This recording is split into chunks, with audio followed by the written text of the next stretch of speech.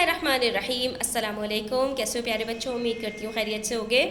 हम कर रहे हैं वर्ड प्रॉब्लम्स चैप्टर नंबर 2 के अंदर, और यहाँ पर हमारे पास एक मज़ेदार सा ख़तरनाक सा वर्ड प्रॉब्लम है।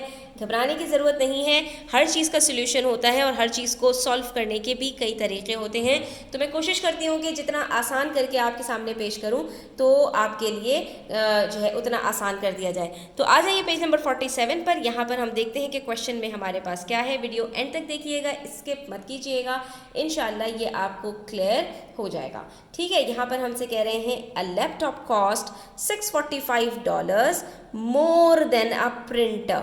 सबसे पहले इस चीज़ को समझ लीजिए तो बाकी चीज़ें समझना आपके लिए आसान हो जाएंगी। यहाँ पर कह रहे हैं कि भाई दो चीज़ें हैं आपके पास, एक है प्रिंटर और दूसरा है आपके पास लैपटॉप।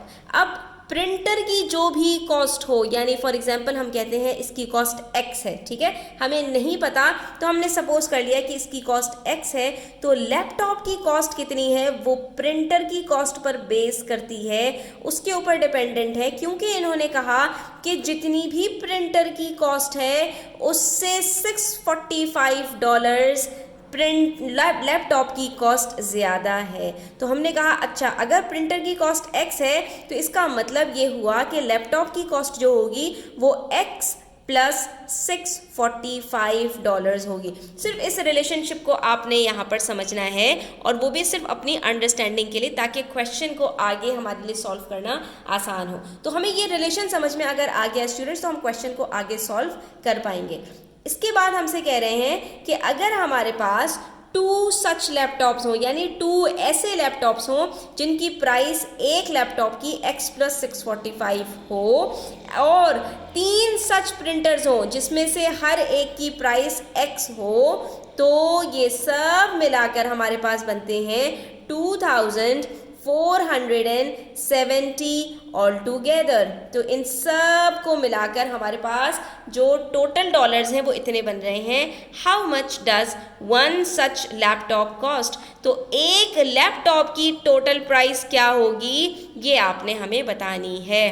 तो देखो, अब इसको समझने की कोशिश करते हैं। ठीक है, हमसे इन्होंने क्या कहा, 2 लैपटॉप्स हैं, 3 प्रिंटर्स हैं और टोटल प्राइस ये है। और उसके बाद इन्होंने कहा कि भाई सबकी कॉस्ट बराबर है, सिर्फ लैपटॉप की जो कॉस्ट है ना वो $645 ज़्यादा है। तो हम लैपटॉप को 1 मिनट साइड पे करते हैं और हम कहते हैं भाई प्रिंटर्स के हमारे पास 3 यूनिट्स हैं। ठीक है, ये 3 यूनिट्स हमने यहाँ पर इसके ड्रॉ कर लिया, और हमने कहा कि भाई ये हमारे पास प्रिंटर्स हैं। तो अगर ये प्रिंटर्स हैं तो लैपटॉप हमारे पास कितने हैं? हमने कहा लैपटॉप के 2 यूनिट्स हैं जो कि प्रिंटर के बराबर होने के साथ साथ उसके अंदर हमारे पास $645 ज़्यादा हैं। तो हमने कहा कि भाई हम इसका एक रफली सा यूनिट बना लेते हैं जो कि $645 एक यूनिट का, ठीक है, क्योंकि एक यूनिट की प्राइस $645 ज़्यादा है, तो 2 यूनिट्स की प्राइस 645 इंटू 2 जो है वो हमारे पास ज़्यादा होगी। ठीक है, तो हमने कहा कि भाई 645 को हम 2 से ज़रा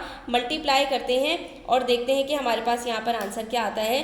तो ये हमारे पास बनता है 1290। ठीक है, इसका मतलब ये हुआ कि हमारे पास 5 यूनिट्स हैं। ठीक है, 5 यूनिट्स प्लस 1290 मिलकर टोटल हमारे पास बन रहे हैं $2470। ठीक है, यानी कि ये 5 यूनिट्स बराबर हो जाएंगे अगर हम इसमें से इसको निकाल दें। क्यों?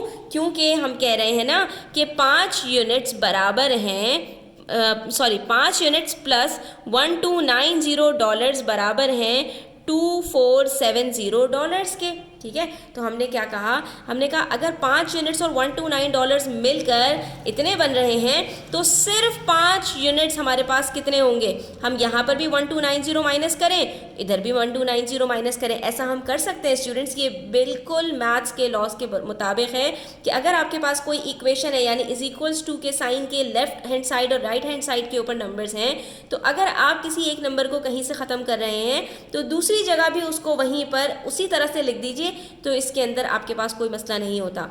यानी अगर हम 1290 में से 1290 को कट कर दें तो ये 0 हो जाएगा और ये 1290 उधर चला जाएगा। तो इसका मतलब क्या हुआ कि 5 यूनिट्स बराबर हैं $2470 माइनस $1290 के। और जब हमारे पास 5 यूनिट्स निकल आएंगे स्टूडेंट्स, तो हमारे लिए लैपटॉप के 1 यूनिट निकालना क्या मुश्किल रहेगा। हम सिंपली यहाँ से 1 यूनिट कैलकुलेट करेंगे, उसके अंदर हम $645 को ऐड करेंगे और हमारा आंसर आ जाएगा।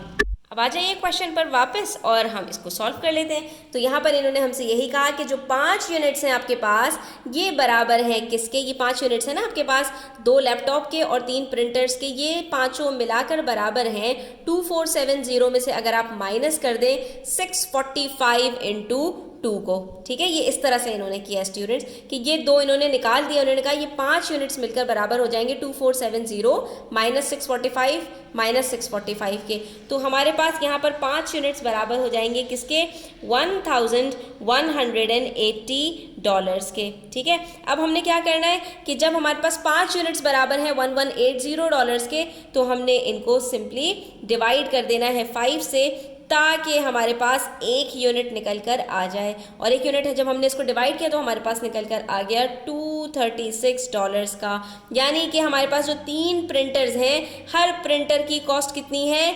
$236। इस तरह से हमें प्रिंटर की प्राइस भी पता चल गई। और एक लैपटॉप की कॉस्ट कितनी होगी स्टूडेंट्स, वही 236 प्लस 645। 236 के अंदर हमने 645 को प्लस किया और हमारे पास आंसर आ गया 881।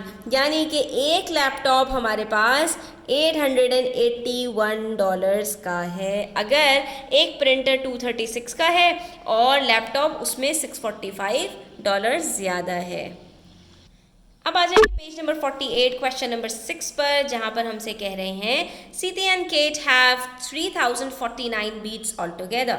सीती और केट हमारे पास 2 बच्चे हैं जिनके पास 3049 बीड्स हैं दोनों के पास मिलाकर, यानी सीती और केट के पास मिलाकर। ये इन्होंने यहाँ पर हमें मॉडल भी बना कर दिया है, दोनों के पास मिलाकर 3049 बीड्स हैं। ठीक है, प्रिया एंड सीती। अब यहाँ पर सीती और केट की बात हो रही थी, यहाँ पर सीती और प्रिया की बात हो रही है कि यही सीती है और अगर प्रिया के साथ इसके बीड्स मिलाए जाएं तो वो कितने हैं, 3647 बीड्स इन ऑल।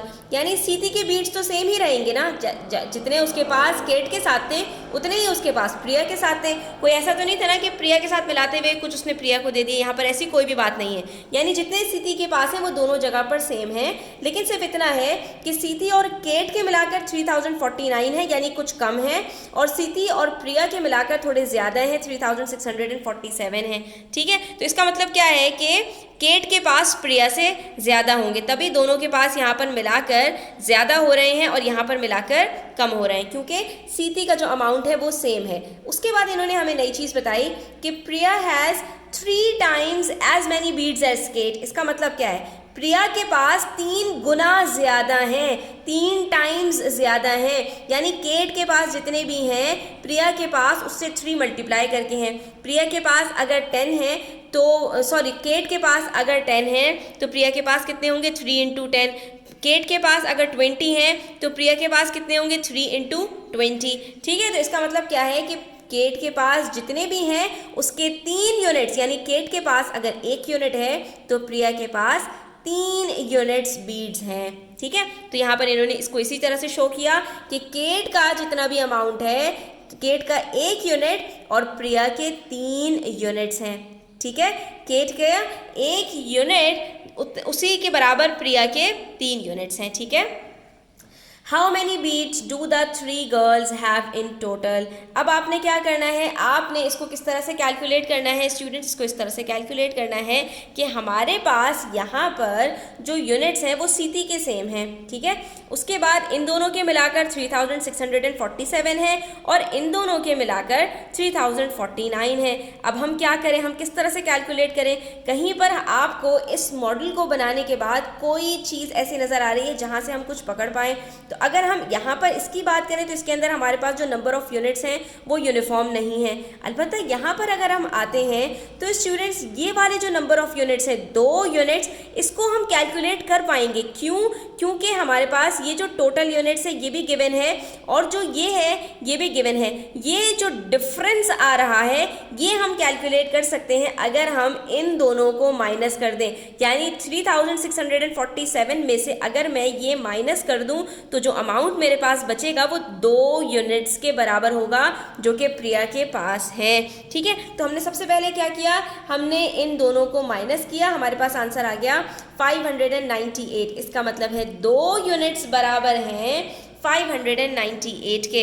इसका मतलब सिंपल है स्टूडेंट्स कि हमारे पास एक यूनिट बराबर होगा 598 डिवाइडेड बाई 2, दैट इज 299। इसका मतलब है केट के पास कितने जो है वो बीड्स हैं स्टूडेंट्स, केट के पास 299 हैं और केट और प्रिया के पास मिलाकर 4 यूनिट्स हैं। तो 299 को हमने मल्टीप्लाई कर दिया 4 से, तो हमें पता चल जाएगा केट और प्रिया के पास मिलाकर कितने हैं, दैट इज 1196 बीड्स। ठीक है, इसका मतलब हमारे पास केट और प्रिया के पास मिलाकर हैं 1196 बीड्स। अब हमने क्या करना है, अब हमने किसी में से भी माइनस कर देना है। अब हमारे पास हमें केट के पता है ना कितने यूनिट्स हैं, कितने हमारे पास बीड्स हैं 299, और हमने कहा था सीटी और केट के मिलाकर 3049 है। तो हम 3049 में से केट के अगर माइनस कर देंगे तो जो बाकी बचेंगे वो सारे के सारे सीटी के हैं। तो हम यहाँ पर सिंपली यही करेंगे। तो बस यहाँ पर हमें तीनों के जो है वो पता चल गए बीड्स कितने कितने हैं सबके पास। ये हमारे पास सीटी के आ गए 2750 और वहाँ पर केट और प्रिया के मिलाकर 1196 हैं। तो आखिर में हमने बस क्या करना है, दोनों को प्लस कर देना है क्योंकि इसमें तीनों के बीड्स शामिल हो गए और ये हमारे पास आंसर आ गया 3946, यानी तीनों के पास मिलाकर 3946 बीड्स हैं। तो यहाँ पर आपने देखा स्टूडेंट्स कि ये क्वेश्चन हमने बिल्कुल डिफरेंट तरीके से सॉल्व किया, जैसे कि अभी तक पिछले क्वेश्चंस किए थे, ये उससे थोड़ा सा डिफरेंट था। बस सिर्फ इतना ही है कि आपने ये चेक करना है कि हमें कहाँ से क्वेश्चन का सिरा मिल सकता है, तो वो हम मॉडल बनाकर बहुत आसानी से फाइंड आउट कर सकते हैं। यहाँ पर हमारी आज की वीडियो खत्म होती है। आई होप कि स्टूडेंट्स आपको समझ आया होगा। कोई भी क्वेरीज हो कमेंट सेक्शन में पूछ लिया करें। वीडियो अच्छी लगी हो तो लाइक कीजिएगा, अपने फ्रेंड्स के साथ शेयर कीजिएगा। चैनल सब्सक्राइब नहीं किया तो सब्सक्राइब कर लें और अपना ख्याल रखिएगा। अल्लाह हाफिज़।